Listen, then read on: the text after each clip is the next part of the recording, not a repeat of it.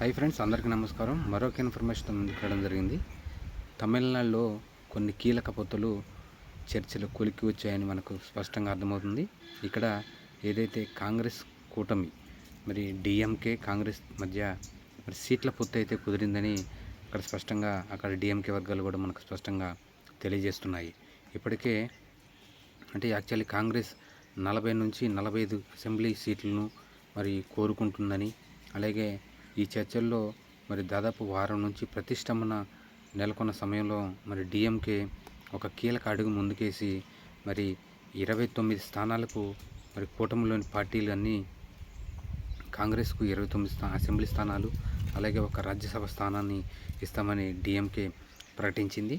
అయితే ఈ యొక్క కీలక సమయంలో మరి రాబోయే ఎలక్షన్ కూడా టైం దగ్గర పడిన సమయంలో ఈ యొక్క కీలక పొత్తులు మరి చర్చలు కొలిక్కి వచ్చి మరి ఫైనలైజ్ చేయడంతో దీనికి మరి కాంగ్రెస్ జాతీయ అధ్యక్షుడు ఖర్గే గారు కూడా మరి దీన్ని ఫైనలైజ్ చేయడంతో పొత్తులు కుదిరినట్లే అని అక్కడ స్పష్టంగా అర్థమవుతుంది. మరి ఇక అక్కడ రాబోయే ప్రభుత్వంలో ఒక రాజ్యసభ స్థానాన్ని కూడా కాంగ్రెస్కి ఇస్తామని డిఎంకే ప్రకటించింది. ఈ నేపథ్యంలో స్టాలిన్ గారు ఇక పొత్తుల విషయం పక్కన పెడితే అక్కడ తన ఒక వ్యూహాత్మకమైన మరి అభ్యర్థులను కూడా ఎంపిక చేస్తున్నారని, మరి విజయ్ పార్టీని తట్టుకొని అలాగే మరి బలంగా ఉన్న మరి అన్నా డిఎంకే బీజేపీ కూటమిని కూడా తట్టుకునే విధంగా మరి సంక్షేమ మరియు అభివృద్ధి పథకాలను కొన్ని చకాచక పనులను సాగిస్తున్నారని, అలాగే కొంతమంది మంత్రులను కొన్ని జిల్లాలకు ఇన్ఛార్జీలను వేసి మరి అక్కడ అభ్యర్థులను వడపోసే విధంగా మరి కొన్ని సర్వే స్ట్రాటజీస్ని కూడా మరి సర్వేలు చేపిస్తున్నారని, ఖచ్చితంగా గెలిచే అభ్యర్థిని రంగంలోకి దించే అవకాశం ఉందని అక్కడ డిఎంకే వర్గాలు అయితే మనకి వెల్లడిస్తున్నాయి. అయితే రాబోయే రోజుల్లో తమిళనాడులో ఇప్పుడు గనక డిఎంకే ఒకవేళ ఓడిపోయి అన్నా డిఎంకే మరి బీజేపీ కూటమి ప్రభుత్వాన్ని ఏర్పాటు చేస్తే రాబోయే రోజుల్లో స్టాలిన్కు మరింత కష్టాలు, అలా అతని కుమారుడికి కూడా ఉదయనిధి స్టాలిన్కి కూడా మరిన్ని కష్టాలు తప్పవని రాజకీయ వర్గాలు పేర్కొన్నాయి. అయితే అక్కడ విజయ్ పార్టీ కూడా మరి డిఎంకేకు కొంత కంటగింపుగా మారింది. దాదాపు యువతలో 30% వరకు మరి విజయ్కు సపోర్ట్ చేస్తున్నారని, ఈ లాస్ట్ టైం కూడా మరి యువత అంతా స్టాలిన్ గారికి సపోర్ట్ చేయడంతో మరి అప్పుడు ప్రభుత్వాన్ని అయితే ఏర్పాటు చేయడానికి మార్గం సుగమమైంది.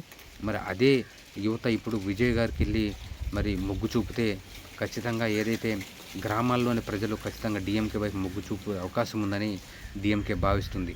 దీంతో అన్నా డిఎంకే బీజేపీని కట్టడి చేస్తూనే విజయ్ని కూడా కట్టడి చేయాలని మరి అన్నా డిఎంకే భావిస్తుంది. అందుకే స్టాలిన్ గారు కొన్ని వ్యూహాత్మక నిర్ణయాలు, అలాగే అక్కడ మరి రీసెంట్గా చెన్నైలోని చెన్నైకి పక్కన కూడా మరి మెట్రో రైల్ ప్రాజెక్టును కూడా స్టార్ట్ చేయడం జరిగింది.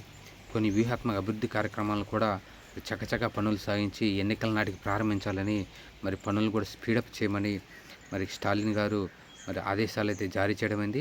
రాబోయే రోజుల్లో మరి ఖచ్చితంగా ప్రభుత్వాన్ని ఏర్పాటు చేస్తామనే ధీమాలో మరి కాంగ్రెస్ డిఎంకే మరి శ్రేణులు ఉన్నాయని, అలాగే స్టాలిన్ గారు కూడా ఖచ్చితంగా బీజేపీ అనేది ఈ రాష్ట్రంలో మరి ప్రభుత్వం ఏర్పాటు అనేది కలగానే మిగిలిపోతుందని బీజేపీకి మరి స్టేట్మెంట్లు అయితే ఇస్తున్నారు.